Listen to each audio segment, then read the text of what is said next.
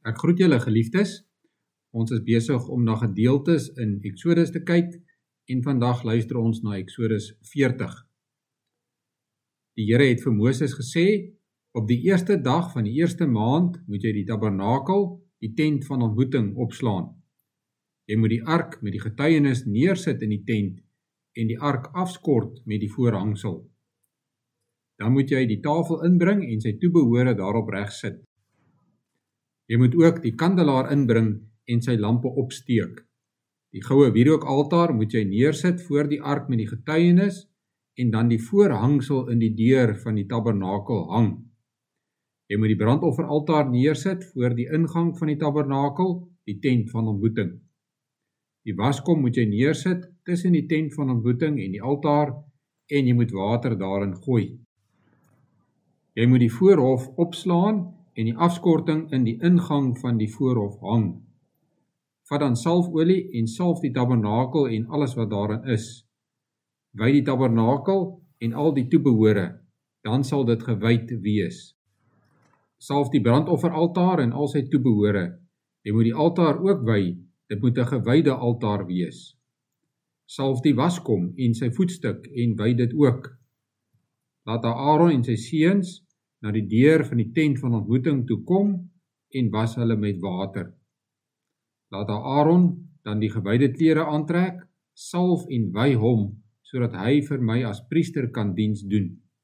Laat sy seuns ook naderkom en laat hulle ook hulle priesterklere aantrek. Jy moet hulle salf soos jy hulle pa gesalf het, sodat ook hulle vir my as priesters kan diens doen. Hulle salwing dui aan dat hulle en hulle nageslag vir altyd as priesters sal moet diens doen. Moses het alles gedoen presies net soos die Here hom beveel het. Op die eerste dag van die eerste maand van die tweede jaar na die uittog is die tabernakel opgerig. Moses het dit soos volg gedoen. Hy het die voetstukke neergesit, die rame regop gesit, die dwarslate vasgesit en die style regop gesit. Hy het die tent oor die tabernakel gesit en die seil daarbo oor gespan, soos die Here hom beveel het. Hy het die getuienis gevat en dit in die ark gesit. Hy het die draaghoute van die ark ingesteek en die deksel bo op die ark neergesit. Daarna het hy die ark in die tabernakel gebring en die voorhangsel opgehang om die ark met die getuienis af te skort, soos die Here hom beveel het. Hy het die tafel in die tent van ontmoeting neergesit aan die noorde kant van die tabernakel, buite die voorhangsel. Hy het offerbrood daarop neergesit voor die Here, soos die Here hom beveel het. Hy het die kandelaar in die tent van ontmoeting neergesit reg oor die tafel aan die suidekant van die tabernakel. Toe het hy die lampe opgesteek voor die Here, soos die Here hom beveel het. Hy het die goue altaar in die tent van ontmoeting neergesit voor die voorhangsel. Toe het hy geurende wierook daarop aan die brand gesteek, soos die Here hom beveel het. Hy het 'n afskorting in die deur van die tabernakel gehang. Hy het die brandofferaltaar neergesit by die deur van die tabernakel, die tent van ontmoeting, en daarop brandoffers en graanoffers aan die brand gesteek, soos die Here hom beveel het. Hy het die waskom neergesit tussen die tent van ontmoeting en die brandofferaltaar en waswater daarin gegooi. Moses, Aaron en sy seuns het hulle hande en voete daarin gewas. Elke keer as hulle by die tent van ontmoeting kom en na die altaar toe gaan, het hulle eers gewas, soos die Here vir Moses beveel het. Daarna het hy die voorhof rondom die tabernakel en die altaar opgerig en die afskorting voor die ingang van die voorhof gehang. So het Moses sy werk afgehandel. 'n Wolk het die tent van ontmoeting oordek en die magtige teenwoordigheid van die Here het die tabernakel gevul. Moses kon nie in die tent van ontmoeting inkom nie, die wolk was daarin. En die magtige teenwoordigheid van die Here het die tabernakel gevul. Later het dit so gegaan. Wanneer die wolk van die tabernakel af voor die Israeliete uit wegtrek, het hulle agter die wolk aan versit. As die wolk nie weggetrek het nie, het hulle daar gebly, totdat dit wel weggetrek het. Die wolk van die Here was bedags 'n wolk oor die tabernakel en snags het dit 'n vuur daarbo-oor geword. So het die hele Israel dit ervaar elke keer as hulle versit. Dit was Eksodus 40 uit die woord van die Here. In Eksodus lees ons hoe die Here Israel uit Egipte red. Ons lees dat die Here beloof om Israel se God te wees. Hy beloof om by hulle te wees en dat hulle sy volk sal wees.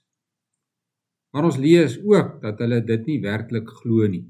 Wanneer hulle swaar kry as slawe, kla hulle by hul leiers. Wanneer hulle nie kos of water het nie, kla hulle by Moses. Wanneer hulle nie deur die see kan trek nie, dink hulle dat hulle eerder in Egipte moes bly. As Moses op die berg is vir 'n lang tyd, maak hulle 'n goue kalf. Die Israeliete vertrou nie die Here nie. Hulle glo nie dat hy hulle sal help en red nie. Hulle glo nie dat hy werklik by hulle is nie. Maar tog hou die Here aan om vir hulle te wys dat hy hulle red en lei. Tog bly ons lees hoe hy wonderwerke doen om hulle veilig te hou. Ons lees ook dat hy instruksies gee vir die bou van 'n tabernakel. Want ten spyte van Israel se ongeloof en sonde, wil die Here tussen hulle woon. Dit is wat hy wil doen, want dit is wat hy beloof het. Hy wil hulle God wees en hulle moet sy volk wees. In hierdie hoofstuk lees ons hoe die tabernakel voltooi word en hoe die Here daar woon. Maar al doen Moses alles presies soos die Here vir hom voorgeskryf het, het hy en die volk nog steeds nie vrye toegang tot God nie. Ons lees, 'n wolk het die tent van ontmoeting oordek en die magtige teenwoordigheid van die Here het die tabernakel gevul. Moses kon nie in die tent van ontmoeting inkom nie. Die Here se teenwoordigheid was nog steeds te groot en te magtig vir die volk. Hulle was nog steeds sondig en ongehoorsaam. Daarom volg die boek Levitikus, waarin daar aan die volk voorgeskryf word hoe hulle na die tabernakel moet gaan en hoe hulle die Here moet aanbid. Wat beteken dit alles vir ons? Eerstens hoor ons dat die Here by sy kinders wil wees. Hy wil ons God wees, ten spyte van ons ongeloof en afvalligheid. Hy wil ons na hom roep en ons lei. Maar natuurlik moet ons na hierdie dinge kyk deur die bril van die Nuwe Testament. Al hierdie dinge wys ons op die koms van die Messias, Jesus Christus. Hy het gekom en tussen ons kom woon. Hy het as mens op aarde kom woon en met sy lewe, dood en opstanding dit vir ons moontlik gemaak om in die Here se teenwoordigheid te kan lewe. Hy het alles wat die tabernakel simboliseer het, kom voltooi.